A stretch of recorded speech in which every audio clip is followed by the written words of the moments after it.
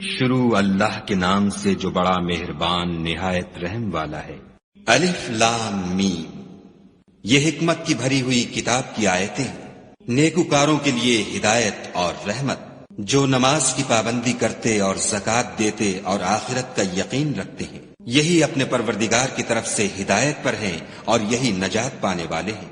اور لوگوں میں بعض ایسا ہے جو بےہودہ حکایتیں خریدتا ہے تاکہ لوگوں کو بے سمجھے خدا کے رستے سے گمراہ کرے اور اس سے استہزاء کرے، یہی لوگ ہیں جن کو ذلیل کرنے والا عذاب ہوگا۔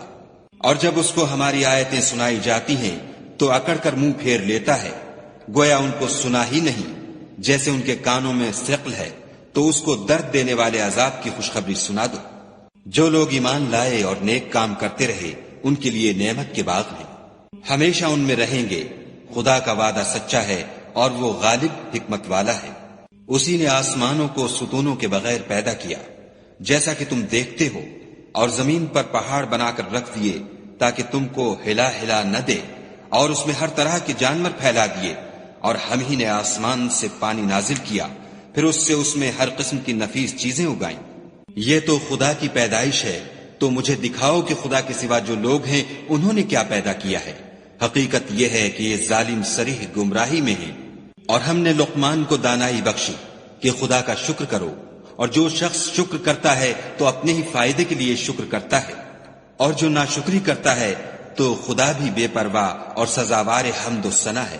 اور اس وقت کو یاد کرو جب لقمان نے اپنے بیٹے کو نصیحت کرتے ہوئے کہا کہ بیٹا خدا کے ساتھ شرک نہ کرنا، شرک تو بڑا بھاری ظلم ہے۔ اور ہم نے انسان کو جسے اس کی ماں تکلیف پر تکلیف سہ کر پیٹ میں اٹھائے رکھتی ہے، پھر اس کو دودھ پلاتی ہے، اور آخر کار 2 برس میں اس کا دودھ چھڑانا ہوتا ہے، اپنے نیز اس کے ماں باپ کے بارے میں تاکید کی ہے کہ میرا بھی شکر کرتا رہ، اور اپنے ماں باپ کا بھی کہ تم کو میری ہی طرف لوٹ کر آنا ہے۔ اور اگر وہ تیرے در پہ ہوں کہ تو میرے ساتھ کسی ایسی چیز کو شریک کرے جس کا تجھے کچھ بھی علم نہیں، تو ان کا کہا نہ ماننا، ہاں دنیا کے کاموں میں ان کا اچھی طرح ساتھ دینا، اور جو شخص میری طرف رجوع لائے اس کے رستے پر چلنا، پھر تم کو میری طرف لوٹ کر آنا ہے، تو جو کام تم کرتے رہے میں سب سے تم کو آگاہ کروں گا۔ لقمان نے یہ بھی کہا کہ بیٹا اگر کوئی عمل بالفرض رائی کے دانے کے برابر بھی چھوٹا ہو، اور ہو بھی کسی پتھر کے اندر یا آسمانوں میں مخفی ہو یا زمین میں، خدا اس کو قیامت کے دن لاموجود کرے گا۔ کچھ شک نہیں کہ خدا باریک بین اور خبردار ہے۔ بیٹا نماز کی پابندی رکھنا اور لوگوں کو اچھے کاموں کے کرنے کا امر اور بری باتوں سے منع کرتے رہنا، اور جو مصیبت تجھ پر واقع ہو اس پر صبر کرنا، بے شک یہ بڑی ہمت کے کام ہے۔ اور از راہ غرور لوگوں سے گال نہ پھلانا، اور زمین میں اکڑ کر نہ چلنا کہ خدا کسی اترانے والے خود پسند کو پسند نہیں کرتا۔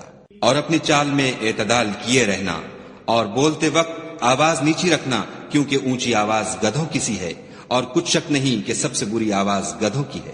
کیا تم نے نہیں دیکھا کہ جو کچھ آسمانوں میں اور جو کچھ زمین میں ہے سب کو خدا نے تمہارے قابو میں کر دیا ہے، اور تم پر اپنی ظاہری اور باطنی نعمتیں پوری کر دی ہیں۔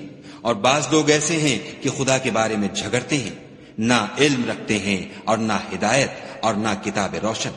اور جب ان سے کہا جاتا ہے کہ جو کتاب خدا نے نازل فرمائی ہے اس کی پیروی کرو، تو کہتے ہیں کہ ہم تو اسی کی پیروی کریں گے جس پر اپنے باپ دادا کو پایا، بھلا اگرچہ شیطان ان کو دوزخ کے عذاب کی طرف بلاتا ہو تب بھی۔